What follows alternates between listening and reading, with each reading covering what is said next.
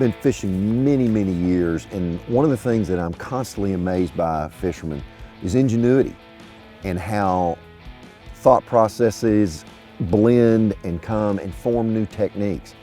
And I like easy ones because you're looking at one of the laziest guys on tour. If I can catch fish in a very simplistic manner, that's what I'm going to do. I'm not going to make it hard. And Ned Rig fishing is about as simple as it gets. But as I get more in depth into Ned Rig fishing, I'm seeing where I've got a lot more applications than just throwing some little small diminutive piece of plastic and reeling it really slow. So it's interesting now that I'm seeing tournaments get won fishing a Ned Rig vertical, 15, 20, 30, 40, 50 feet deep, fishing it vertical. Great fish catches, particularly on smallmouth bodies of water. The Ned Rig has shown that it has the power to catch big ones. But it's kind of so simple. Now we're starting to jazz it up with putting a little more action in it. And I've got a couple baits here that I've been playing with for a while now that really tune that little bit of action up with it. Ned Rig fishing is a great way to fish to get someone involved in fishing because it's so simple. A grandchild, a nephew, a niece, a son, a daughter, a young person. Hey, your wife and your girlfriend can catch them on this thing too. So it may allow you to get to go fishing more if you introduce her to Mr. Ned so that she can catch some more fish as well. So let's look at this. A very simplistic little bait here. You've got a flat-headed Ned Rig head with a specific style hook on it, but a little small piece of plastic. It originated by cutting a stickworm tail in half and putting it on a jig head, casting it out, letting it go to the bottom with minimal amount of action.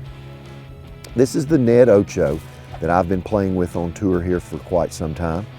And you can see it's just a little flat looking deal, small, but it's got a little subtle quiver to it.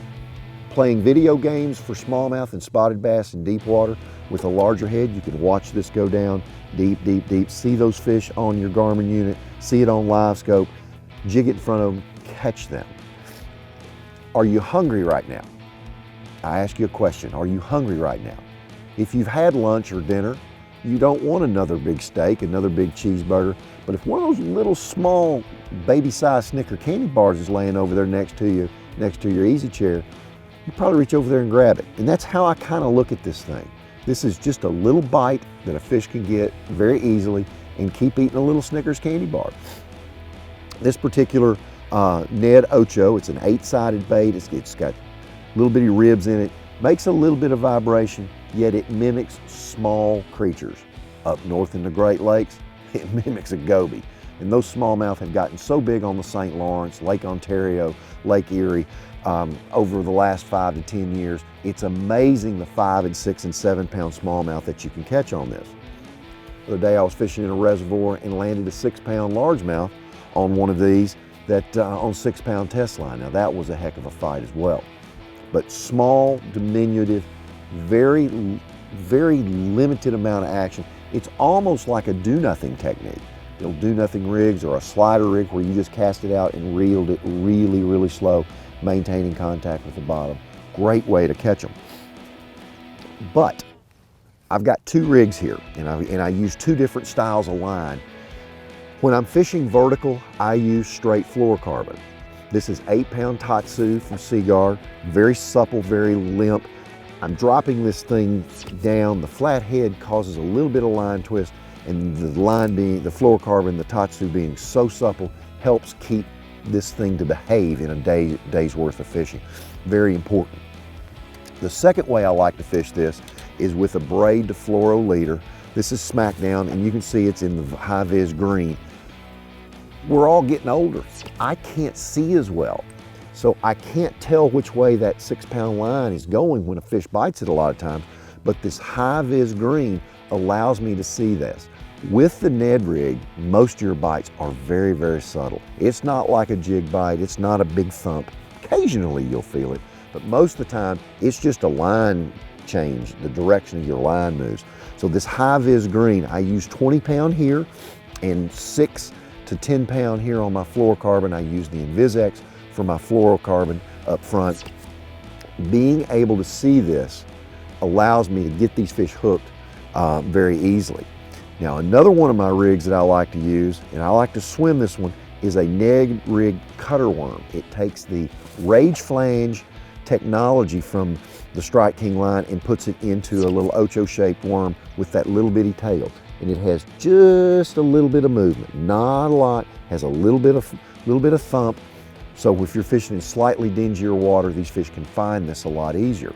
That's where swimming that bait, that's where this braided line comes in, this high vis line, the smackdown, where I can see that little bit of bite and get that fish to the boat. Another little version, you know, sometimes a little bit of movement really helps. It really helps. And this is the Rage Bug, which has a little bit more movement. It's got two little arms, two little tails. This thing looks just like a crayfish scurrying across the bottom. And what I found with this, that this thing is a dynamite presentation, particularly when you see a smallmouth or a spotted bass on a bed. They're notorious for not wanting things in their bed. This little bitty deal has got enough action and enough bulk that it hits the bottom and it takes off real quickly when you're fishing for those fish that you can see that way. Again, with a little depth and or a little watercolor, this little bit of vibration with the Rage flange on all four of the appendages on this bait gives that bait enough action and enough thump that they can find it from a little bit of distance. Getting people involved in fishing is always great. It's always great to see a child, your girlfriend, your wife catch their first really big bass. And a Ned rig will allow that to happen. And the reason for that is the hook that's in this particular Ned head. You can see that it's kind of a sickle shape. It's a little bit stouter grade of wire, so when it gets hooked inside the mouth, it's going to hook and hold. The other thing that's so cool about this particular head, I'm going to peel this, I'm going to undress this one, and you can see very quickly, you can see the keeper that keeps the Ned offering up here, this little bit of wire that keeps it up there, keeps that bait straight so that you don't get line twist, and it saves a lot on baits. You're not having bluegill and perch and things like that pull your plastic offering down and cutting your tail off. It keeps it in place. So the Ned head itself is a very important component of this. I like lighter sizes when fishing in 10 to 12 feet of water or less. I like a 16th, I like an 1/8 ounce, but as I get into that deeper water, that 3/16 and heavier gets that down there quicker to those fish that I can see. Simplicity at its best. Ned rig. You know, sometimes I wish I would have thought of some of these things, but I'm glad I'm smart enough to start utilizing them in my own fishing to catch a lot more fish, finesse fishing with Ned rigs.